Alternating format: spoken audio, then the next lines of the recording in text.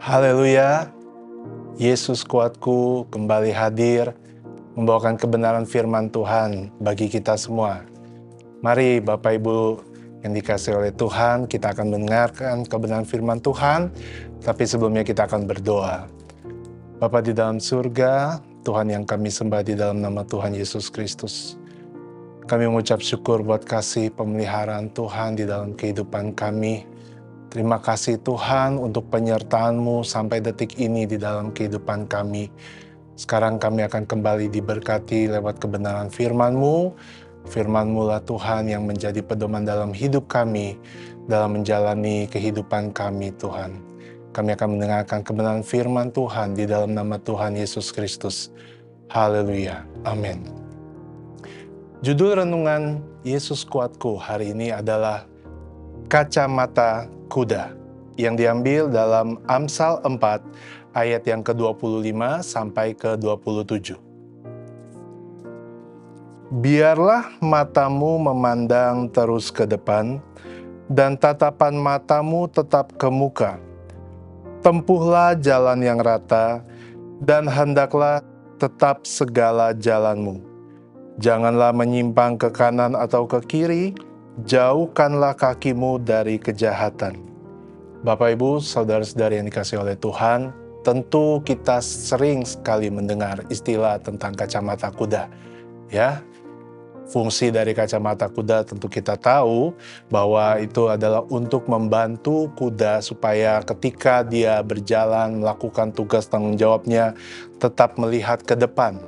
Di samping itu juga berfungsi supaya kuda tersebut lebih mudah lagi untuk dikendalikan. Di dalam hidup ini saya yakin dan percaya kita semua punya tujuannya masing-masing. Dalam kehidupan kita, di dalam keluarga, di dalam pekerjaan, di dalam pelayanan, segala sesuatu di dalam hidup ini harus punya tujuan. Untuk mencapai tujuan itu, kita perlu fokus. Dan untuk fokus, kita memerlukan istilah kacamata kuda. Di dalam mencapai tujuan itu, tujuan membantu kita untuk tetap kita memfokuskan diri kita terhadap apa yang ingin kita capai, target yang ingin kita capai. Dan ketika dalam prosesnya, tentu akan ada hal-hal yang dapat membuat kita menyimpang dari tujuan kita. Hal-hal yang membuat kita menyimpang dari apa yang menjadi target kita di dalam hidup ini. Tujuan yang kita tetapkan di dalam hidup kita, kita tidak boleh lupa bahwa Allah pun memiliki tujuan di dalam setiap kehidupan manusia, yaitu untuk memuliakan Dia lewat kehidupan kita. Di dalam Kolose 3 ayat 17 katakan, dan segala sesuatu yang kamu lakukan dengan perkataan atau perbuatan, lakukanlah semuanya itu dalam nama Tuhan Yesus, sambil mengucap syukur oleh Dia kepada Allah Bapa kita. Tujuan Allah ketika menciptakan manusia ialah supaya manusia memuliakan Allah di dalam kehidupannya.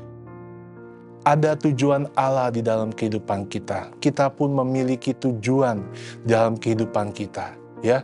Sehingga untuk mencapai tujuan itu jangan sampai membiarkan hal apapun membuat kita hilang fokus pada apa yang menjadi tujuan kita sebenarnya.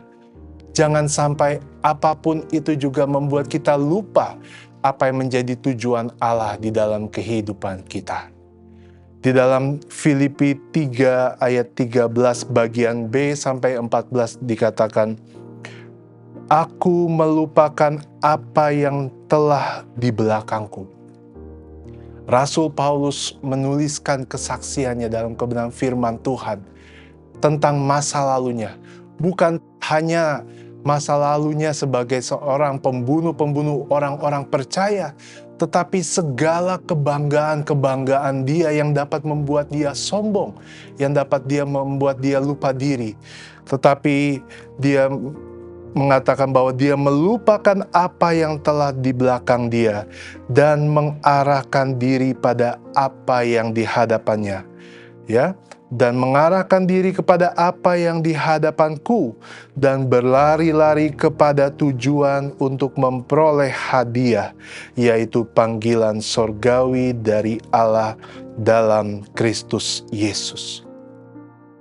Di dalam hidup ini, kita lihat setahun ini saja, ya, memasuki penghujung tahun 2025.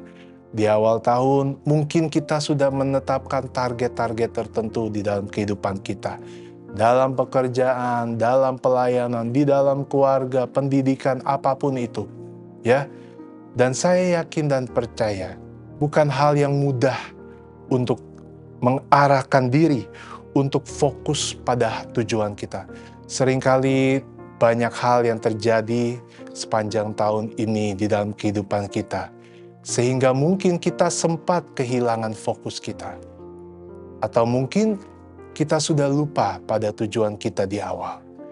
Apapun itu Bapak Ibu yang dikasihi oleh Tuhan, tantangan selalu ada. Dia bisa datang dari dalam diri kita maupun dari luar diri kita. Apapun itu yang terjadi, ya, kita mau tetap mengenakan kacamata kuda kita. Refocus, memfokuskan kembali, ingat kembali apa yang menjadi tujuan Allah dalam hidup kita. Mengingatkan kembali, ingat kembali apa yang menjadi tujuan kita di dalam hidup ini.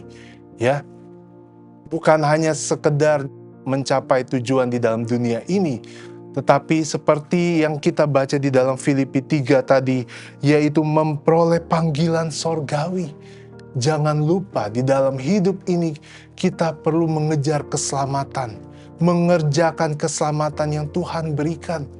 Jangan sampai ketika kita mencapai tujuan kita, demi mencapai tujuan kita, kita menghalalkan segala cara yang akhirnya membuat kita semakin jauh dari Tuhan. Mungkin tujuan pribadi kita tercapai, tetapi tujuan kita di dalam Tuhan menyimpang. Oleh sebab itu, Bapak Ibu, saudara-saudari yang dikasihi oleh Tuhan, memasuki penghujung tahun 2025, ya, kacamata kuda yang harus kita kenakan ialah kemampuan untuk tetap percaya dan beriman kepada penyertaan Tuhan sesuai dengan kebenaran firman Tuhan.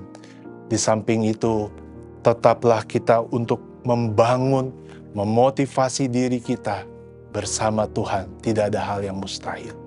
Serahkanlah semua kepada Tuhan. Dia tahu apa yang terbaik bagi diri kita. Jangan sampai kita dalam mencapai tujuan hidup kita menyimpang dari tujuan Allah di dalam hidup kita. Stay fokus, refocus. Tuhan campur tangan dalam segala sesuatu. Tuhan Yesus memberkati. Mari kita akan berdoa. Bapa di dalam surga, Tuhan yang kami sembah di dalam nama Tuhan Yesus Kristus. Kami mengucap syukur buat kasih-Mu, buat firman-Mu yang kembali mengingatkan kami. Tuhan, terima kasih kami boleh kembali diingatkan. Jangan sampai tujuan kami, Tuhan, menyimpang dari tujuan Tuhan dalam hidup kami. Kami mau tetap memfokuskan Tuhan apa yang ada di hadapan kami, tujuan kami Tuhan. Terlebih dari itu Tuhan, kami tetap harus ingat bahwa Tuhan, Engkau memiliki tujuan supaya kami semua boleh diselamatkan Tuhan. Tolong kami, mampukan kami, ya Roh Kudus, ingatkan kami. Kalau mungkin kami secara sadar maupun tidak sadar sudah jauh dari panggilan Tuhan dalam kehidupan kami, ataupun sudah menyimpang dari tujuan Allah di dalam hidup kami. Terima kasih Tuhan, pimpin hidup kami. Biarlah Tuhan Engkau memberkati segala sesuatu yang kami kerjakan. Biarlah nama Tuhan dipermuliakan dalam hidup kami. Kami serahkan hidup kami ke dalam tangan Tuhan, di dalam nama Tuhan Yesus Kristus. Haleluya. Amin. Bersama Yesus, aku kuat.